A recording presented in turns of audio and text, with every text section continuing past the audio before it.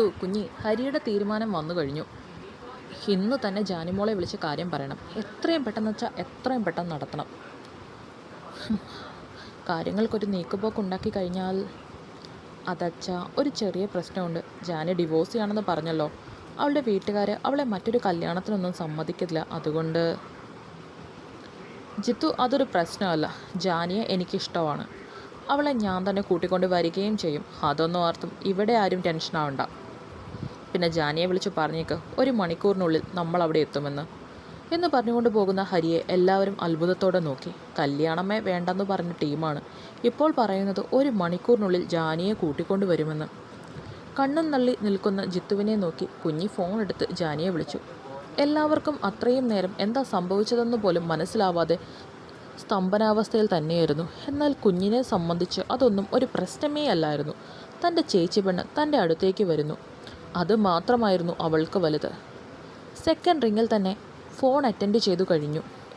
കുഞ്ഞി phone loud സ്പീക്കറിലേക്കാണ് ഇട്ടിരുന്നത്. Hello കുഞ്ഞി. ജാനിയുടെ ഈ ശബ്ദമാണ് എല്ലാവരെയും സ്തംഭനാവസ്ഥയിൽ നിന്നും പിൻവലിച്ചത്. എല്ലാവരും അവളുടെ മറുപടിക്കായി കാതോർത്തു. ജാനി, ഞാൻ ജിത്തുവാണ്. ഞങ്ങൾ 1 മണിക്കൂറിനുള്ളിൽ നിൻ്റെ വീട്ടിലെത്തും. അവിടെ എല്ലാവരും ഉണ്ടല്ലോ അല്ലേ? എന്താ ജിത്തു പെട്ടെന്ന്? എവിടെയെങ്കിലും പോകുവാണോ നിങ്ങളെല്ലാവരും കൂടെ? കാര്യം എന്താണെന്ന് മനസ്സിലാവാതെ അവർ എവിടെയോ പോകുമ്പോൾ ഇവിടെ കയറുന്നു എന്ന് മാത്രമാണ് നമ്മുടെ ജാനി ചിന്തിച്ചത്. ചേച്ചിപ്പെണ്ണിനെ ഇങ്ങോട്ട് കൂട്ടിക്കൊണ്ട് വരാൻ ഹരിയേട്ട അങ്ങോട്ട് വരുന്നുവെന്ന്. ഹരിയേട്ടന് ചേച്ചിപ്പെണ്ണിനെ ഇഷ്ടമായി എന്നൊക്കെയാണ് പറയുന്നത്. കുഞ്ഞിയുടെ വാക്കുകൾ വിശ്വസിക്കാനും വിശ്വസിക്കാതിരിക്കാനും കഴിയാത്ത ഒരവസ്ഥയിലായിരുന്നു അവൾ. താൻ പറഞ്ഞ എഗ്രിമെൻ്റ് സമ്മതിച്ചിട്ടാണോ അതോ സീരിയസ് ആയിട്ട് തന്നെ ഇഷ്ടമായിട്ടാണോ ഒന്നും മനസ്സിലാവാതെ അവൾ ഒരു നിമിഷം നിന്നു. ഞാൻ എന്താ അല്ല, ഇങ്ങനെ കിടന്ന് വെപ്രാളം പിടിക്കാനൊന്നും ഇല്ല ജാനി. സത്യം പറഞ്ഞത്, ഹരിക്ക് നിന്നെ ഇഷ്ടമായി. ഞങ്ങൾ കുറച്ച് കഴിയുമ്പോൾ അങ്ങോട്ട് വരും. പിന്നെ എടുത്തുകൊണ്ട് പോരാൻ അത്യാവശ്യം വേണ്ട സർട്ടിഫിക്കറ്റും കാര്യങ്ങളൊക്കെ എടുത്ത് വെച്ചോ. അത്രയും പറഞ്ഞ് ജിത്തു ഫോൺ കട്ട് ചെയ്തു. എല്ലാം കേട്ടിട്ട് വിശ്വസിക്കാനും വിശ്വസിക്കാതിരിക്കാനും കഴിയാതെ അവൾ നിന്നു. അപ്പോഴും കണ്ണുകൾ നിറഞ്ഞൊഴുകിക്കൊണ്ടിരുന്നു. ജീവിതത്തിൽ ആദ്യമായാണ് ഒരാളോട് ഇങ്ങനൊരു ഇഷ്ടം തോന്നുന്നത്. അത് തുറന്നു പറയുകയും ചെയ്തു. അദ്ദേഹത്തിൻ്റെ ജീവിതത്തിലേക്ക് തന്നെ വിളിച്ചിരിക്കുന്നത് ഇനി അദ്ദേഹത്തോടൊപ്പം ജീവിക്കണം, സന്തോഷമായി തന്നെ. അങ്ങനെയെല്ലാം മനസ്സിൽ കണക്കുകൂട്ടി അവൾ വേഗം തന്നെ ഫ്രഷ് ആകാനുള്ള പരിപാടികൾ നോക്കി. എന്നാൽ ഇതേ സമയം ഹരി പല കണക്കുകൂട്ടലുകളിലായിരുന്നു. താൻ മൂലം ഒരാളുടെ ജീവിതമെങ്കിലും രക്ഷപ്പെടുന്നു എങ്കിൽ രക്ഷപ്പെട്ടോട്ടെ. അവളെ ആ ജയിലിൽ നിന്നും രക്ഷിക്കണം. അതോടൊപ്പം അവൾക്ക് സ്നേഹിക്കുന്നവർക്കിടയിൽ ഒരു ജീവിതമുണ്ടാക്കി കൊടുക്കണം. അതിനേറ്റവും നല്ലത് തൻ്റെ ജീവിതം തന്നെയാണ്. തൻ്റെ അച്ഛനും അമ്മയ്ക്കും കൂടപ്പിറപ്പുകൾക്കും സഹോദരങ്ങൾക്കും കൂട്ടുകാർക്കും എല്ലാവർക്കും സ്നേഹിക്കാൻ മാത്രമേ അറിയൂ. അവർക്കിടയിൽ ജാനി സുരക്ഷിതയായിരിക്കും. എൻ്റെ വീട്ടുകാർക്ക് വേണ്ടത് എൻ്റെ നല്ല ജീവിതമാണ്. ജാനിയാകുമ്പോൾ അവർക്കും സന്തോഷമാകും. അതിലൊക്കെയേറെ ഞാൻ മകളായി കാണുന്ന എൻ്റെ കുഞ്ഞി, അവളുടെ കണ്ണുകൾ ഇനി നിറയില്ല. ഫ്രഷായി വന്ന ജാനിക്ക് ഏത് ഡ്രസ്സ് ഇട്ടിട്ടും അത്രയ്ക്കങ്ങോട്ട് തൃപ്തി തോന്നുന്നില്ല. അവൾ വീണ്ടും വീണ്ടും അലമാരയിൽ തിരഞ്ഞുകൊണ്ടിരുന്നു. അല്ല, നീ എന്താ ഈ തിരയുന്നത്? കുറേ നേരമായല്ലോ ഉള്ള ഡ്രസ്സെല്ലാം വലിച്ചു വാരി ഇടുന്നു.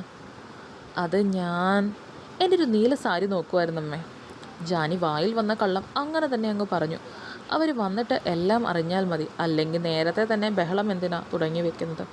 അല്ല, നീ സാരിയൊക്കെ തപ്പി എങ്ങോട്ട് പോകാൻ പോകുന്നു? വീട്ടിൽ 100,000 പണിയുണ്ട്. ഈ സാരിയൊക്കെ തപ്പ് നിർത്തിയിട്ട് അടുക്കളയിലെങ്ങോട്ടും പോയി വല്ല പണിയും ചെയ്യാൻ നോക്ക്. അടുക്കളയിലെ എല്ലാ പണിയും ഞാൻ തീർത്തിട്ടുണ്ട്. ചോറും വെച്ച് സാമ്പാറും ഉണ്ട്, മീൻ വറുത്തതും ഉണ്ട്, മീൻകറിയുണ്ട്, അച്ചാറുണ്ട്, തോരനുണ്ട്. ഇനി എന്താ പണിയേണ്ടത്? അവൾക്ക് ചെറിയ രീതിയിൽ ദേഷ്യം വരുന്നുണ്ടായിരുന്നു. എത്ര ചെയ്താലും വീണ്ടും വീണ്ടും പണി തന്നുകൊണ്ടിരിക്കും ഓർത്തപ്പോൾ തന്നെ. ഓ, അതൊക്കെ നല്ലത്. എന്നാൽ പോയി അടുക്കളയൊന്ന് തുടച്ചിട്. എത്ര നാളായി അതൊന്ന് തൂത്ത് തുടച്ചിട്ട്? അതിന് ഞാൻ പറഞ്ഞാലേ ചെയ്യത്തുള്ളെന്ന് വല്ലതും ഉണ്ടോ? തൊടയൊക്കെ പിന്നെ ചെയ്യാം. അമ്മ ഇപ്പോൾ ചെല്ലാൻ നോക്ക്, എനിക്ക് കുറച്ച് കാര്യങ്ങൾ കൂടി ചെയ്യാനുണ്ട് എന്ന് പറഞ്ഞുകൊണ്ട് അമ്മയ്ക്ക് മുഖം കൊടുക്കാതെ അവൾ അലമാരയിൽ വീണ്ടും നോക്കിക്കൊണ്ടിരുന്നു. അഹങ്കാരം, എത്ര പറഞ്ഞാലും മനസ്സിലാവത്തില്ലല്ലോ. എന്തെങ്കിലും കാണിക്കേ. എന്തൊക്കെയോ പറഞ്ഞുകൊണ്ട് അമ്മയും അപ്പുറത്തേക്ക് പോയി. അമ്മ പോയി കുറച്ച് കഴിഞ്ഞപ്പോൾ തന്നെ അവൾ തപ്പിയ സാരി അവളുടെ കൈകളിൽ കിട്ടി. എന്തിനോ വേണ്ടി ആ കണ്ണുകളൊന്ന് തിളങ്ങി. അവന് മുൻപിൽ നിൽക്കുമ്പോൾ സുന്ദരിയായിരിക്കണമെന്ന് ആ മനസ്സും ചിന്തിച്ചു തുടങ്ങിയിരുന്നു. ജാനിയുടെ വീട്ടിലേക്ക് പോകാൻ പെട്ടെന്ന് തന്നെ ജിത്തു റെഡിയായി വന്നു. ജിത്തുവിൻ്റെ കൂടെ പോകണം എന്ന വാശിയിൽ തന്നെ കുഞ്ഞിയുമുണ്ട്. കുഞ്ഞി, നീ അങ്ങോട്ട് വരേണ്ട ആവശ്യമൊന്നുമില്ല. വെറുതെ പ്രശ്നത്തിനൊക്കെ നടുവിലേക്ക് നീ എന്തിനാ വരുന്ന കൊച്ചേ? ഞങ്ങൾ ആണുങ്ങൾ പോയി എല്ലാം ശരിയാക്കിക്കൊള്ളാം. ജിത്തുവേട്ടൻ ഈ കാര്യത്തിൽ കൂടുതൽ വാശിയൊന്നും പിടിക്കണ്ട. എൻ്റെ ചേട്ടനോട് ജാനിയേച്ചിയുടെ കാര്യം പറഞ്ഞതും ജാനിയേച്ചിയെ കണ്ടുപിടിച്ചതും എല്ലാം ഞാനാ. ചേച്ചിയെ വിളിക്കാൻ പോകുമ്പോഴും ഞാൻ വരും. കുഞ്ഞിയും ഒട്ടും വിട്ടുകൊടുക്കാതെ തന്നെ അവളുടെ ഭാഗം അങ്ങ് പറഞ്ഞു. ഈ കാര്യത്തിൽ നീ വാശി പിടിക്കണ്ട കുഞ്ഞി. കൊണ്ടുപോകില്ലെന്ന് പറഞ്ഞാൽ കൊണ്ടുപോകില്ല. ഇവിടെ നിന്നാൽ മതി.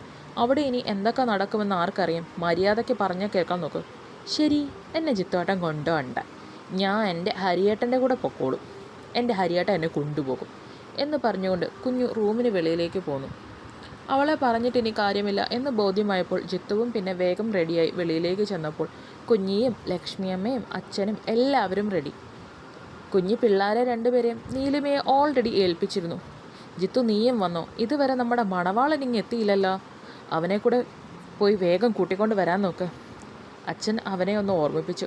അത് ശരിയാ മോനെ ജിത്തു. മനസ്സ് മാറുന്നതിന് മുമ്പ് ജാനിയെ കൂട്ടിക്കൊണ്ട് വരണം. അല്ലെങ്കിൽ ഇവൻ്റെ കാര്യമാണ് എപ്പോഴാണ് കാലും മാറുന്നതെന്ന് പറയാൻ പറ്റില്ല.